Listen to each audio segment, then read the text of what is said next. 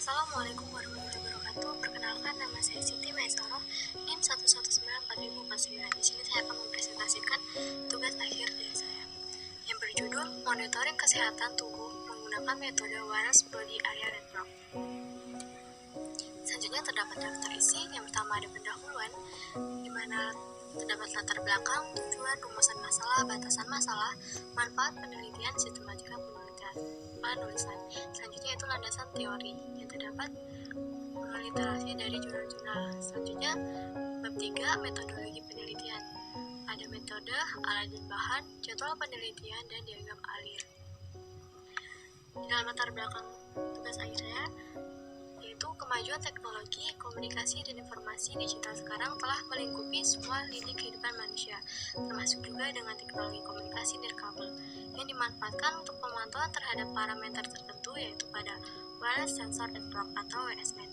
Salah satu cabang dari WSN adalah Wireless Body Area Network, yang berupa sensor-sensor yang dipasang pada manusia dapat memudahkan pelayanan kesehatan dengan kemampuannya memonitor tanda vital manusia dan mentransmisikannya melalui media nirkabel. Oleh karena itu, saya mengambil judul Monitoring Kesehatan Tubuh menggunakan metode Wireless Body Area Network. Selanjutnya dalam bab 1, pertama ada tujuan. Tujuan dari penelitian ini yaitu mengetahui pembuatan prototipe monitoring kesehatan tubuh menggunakan metode Wireless Body Area Network. Yang kedua, memudahkan pemantauan kesehatan tubuh seorang menggunakan aplikasi Telegram. Selanjutnya itu rumusan masalah. Yang pertama, bagaimana pembuatan prototipe pemantau kesehatan tubuh menggunakan metode WBAN. Selanjutnya, bagaimana pemantauan kesehatan tubuh pada aplikasi Telegram menggunakan metode WBAN. Yang ketiga, bagaimana hasil kehandalan prototipe pemantau detak jantung dan suhu tubuh pasien menggunakan metode WBAN. Selanjutnya itu ada batasan masalah. Yang pertama, parameter kesehatan tubuh pasien, kardiovaskular parameter yang diukur yaitu detak jantung dan suhu tubuh menggunakan metode Wireless Body Area Network. Selanjutnya hanya menggunakan sensor detak jantung dan sensor suhu tubuh. Yang selanjutnya, pemantauan kesehatan tubuh pasien kardiovaskular menggunakan aplikasi Telegram. Manfaat penelitian yaitu dapat memantau kondisi kesehatan tubuh seseorang secara real time menggunakan Telegram yang dapat diakses siapapun. Selanjutnya itu bab 2, landasan teori. Yang pertama ada Wireless Body Area Network, merupakan sebuah jaringan sensor yang dirancang beroperasi secara mandiri untuk menghubungkan berbagai sensor dan peralatan medis yang di dalam dan di luar tubuh manusia. Sensor dengan kemampuan untuk melakukan sampling, pengoperasian, dan komunikasi dengan berbagai fungsi vital tubuh, seperti detak jantung, tekanan darah, kadar oksigen, dan suhu tubuh. Selanjutnya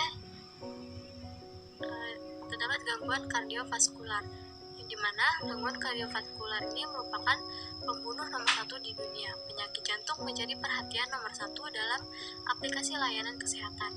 Denyut jantung normal bervariasi pada setiap orang, tapi kisaran normal untuk orang dewasa adalah 60 hingga 100 denyut per menit.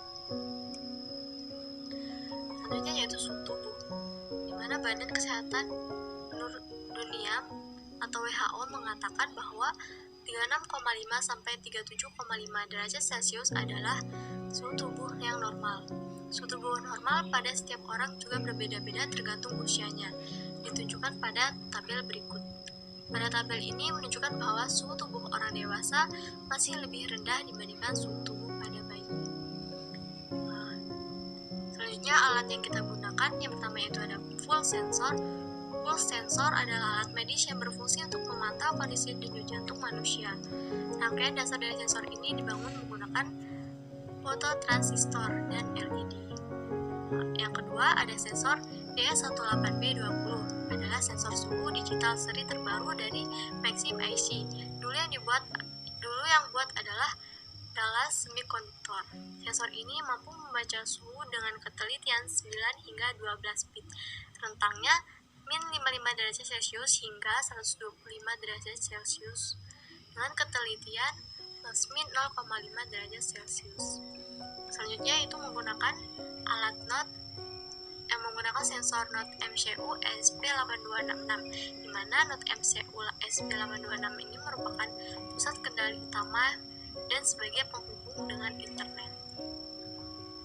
Literatur terdahulu yang menjadi acuan penulisan jurnal ini, penelitian ini, yaitu yang pertama ada tentang wireless body area network untuk detak jantung dan suhu tubuh oleh Rahayu Puji Lestari dan kawan-kawan.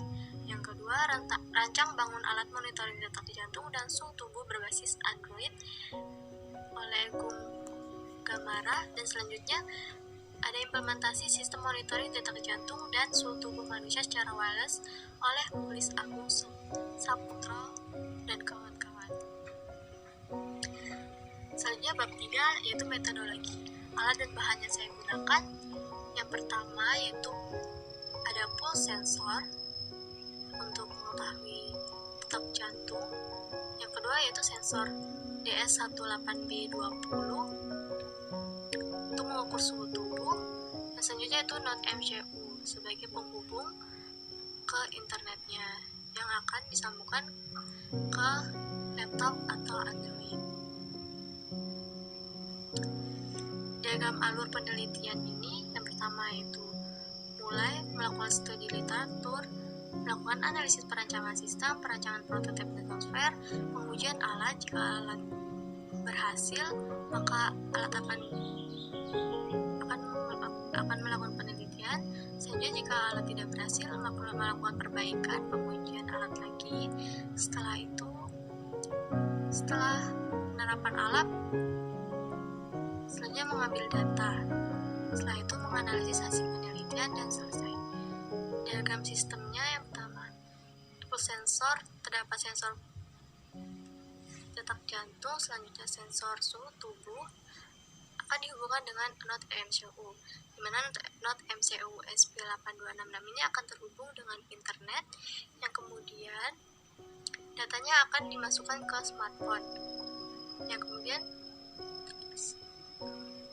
akan terbaca oleh aplikasi Telegram. Sekian presentasi penelitian dari saya. Wassalamualaikum warahmatullahi wabarakatuh.